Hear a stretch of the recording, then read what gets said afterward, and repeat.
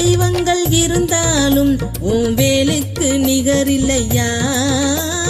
எண்ணற்ற தெய்வங்கள் இருந்தாலும் உன் வேலுக்கு நிகரில்லையா.